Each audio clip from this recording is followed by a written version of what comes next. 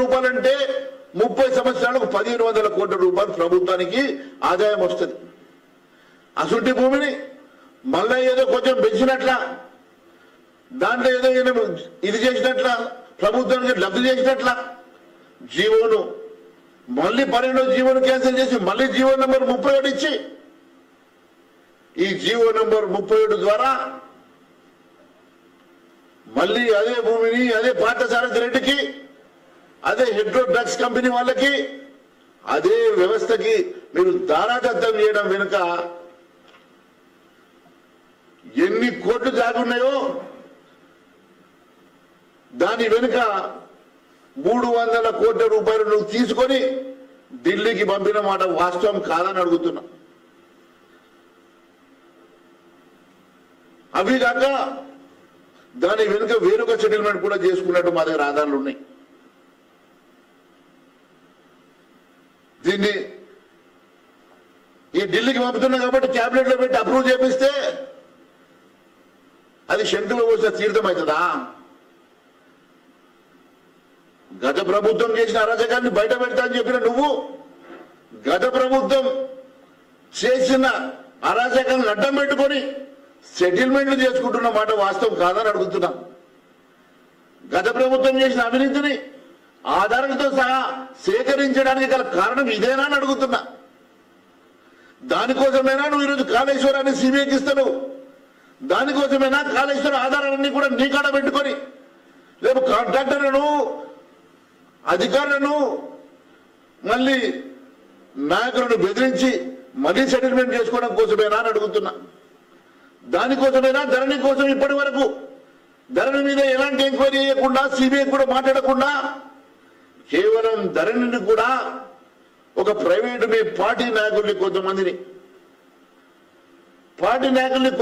కమిటీగా చేసి ఆధారాలు సేకరిస్తున్నది కూడా దీనికోసమేనా అడుగుతున్నా.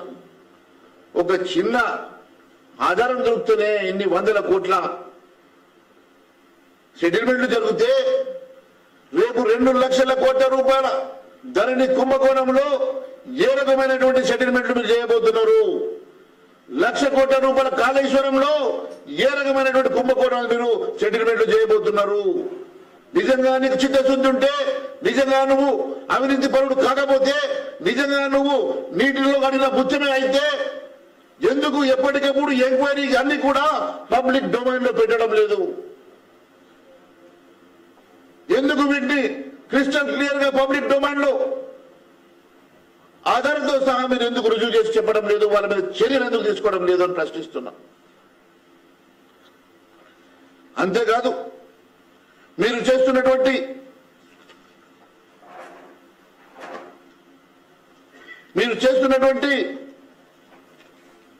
ఆధారాల సేకరణ మీ ఏజెన్సీస్ ద్వారా దీనికి ఒక కారణం ఉండి ఒక సూడో ప్రభుత్వాన్ని మీరు వెనుక ఉండి నడిపిస్తున్నారు.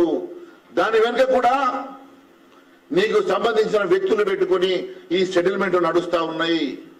ఇంకా 2 రోజుల్లో ఇంకొక ఆధారంతో కూడా మీ ముందుకు రాబోతున్నా.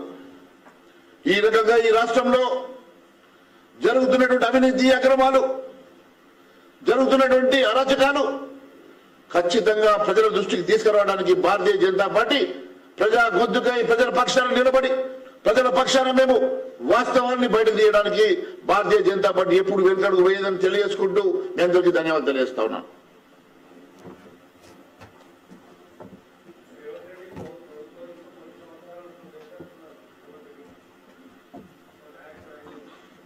కుమార్ రెడ్డి గారు మరి బహుశా నిన్న తమ్ముడింటికి పోగానే ఇన్సెక్యూర్గా ఫీల్ అయినట్టున్నాడు. ఆయన పోస్ట్ ఎక్కడ పోతుందో ఇట్లన్నా కానీ కొంచెం ప్లీజ్ చేసుకునే ప్రయత్నం చేస్తున్నాడు.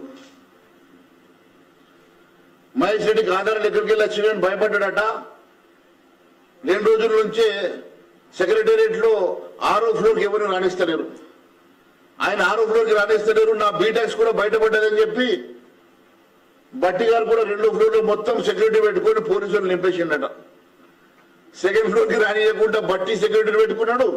6వ ఫ్లోర్ గారు బ్యాన్ చేసేసిండు. ఎక్కడ నా ఆధారాలు ఎట్లా బయటకు పోతున్నాయి, ఈ వాస్తవాలు ఎట్లా తెలుస్తున్నాయి మహేష్ రెడ్డి కానీ మొత్తం ఆ ఫ్లోర్ వాళ్ళు హైజాక్ చేసి బ్లాక్ చేసుకొని పెట్టుకుంటున్నారు.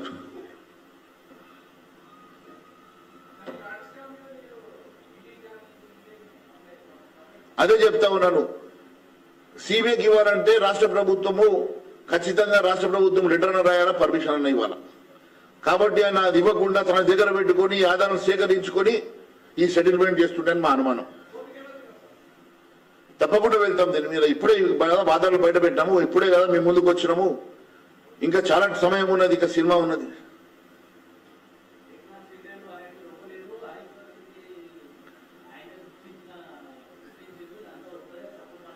మరి ఒకవేళ షిండర్ లేకుంటే పాపం రేవంత్ రెడ్డి ముఖ్యమంత్రి మహబూబ్ నగర్ లో నా మీద కాన్స్పిరసీ నడుస్తుందని ఎందుకు చెప్పుకునే పరిస్థితి వచ్చింది? ఒక ముఖ్యమంత్రి తనకు తాను నా నియోజకవర్గంలో ఓడగొట్టే ప్రయత్నం జరుగుతున్నది, నా వెనుక కొంతమంది పడ్డరు, నన్ను ఓడించే ప్రయత్నం చేస్తుండ్రు, నా వెంట కాన్స్పిరసీ నడుస్తుందని ముఖ్యమంత్రి చెప్పుకునే పరిస్థితి వచ్చిందంటే దీన్ని బట్టి మీరు అర్థం చేసుకోవాలా ఎంత ఇన్సెక్యూరిటీగా ఈ ప్రభుత్వం ఉన్నదో.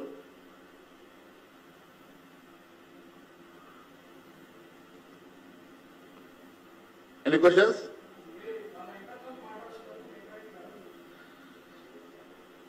పబ్లిక్ డొమైన్ లో ఉన్న అంశాలు, ప్రజలకు సంబంధించినటువంటి అంశాలు ఏమైనా ఖచ్చితంగా భారతీయ జనతా పార్టీ ప్రజల దృష్టికి తీసుకెళ్లడం మా బాధ్యత. ప్రజలు మాకు అపోజిషన్ లీడర్ గా పాత్ర ఇచ్చిండ్రు, ప్రజల గొంతుకై మేము మాట్లాడడం మా బాధ్యత.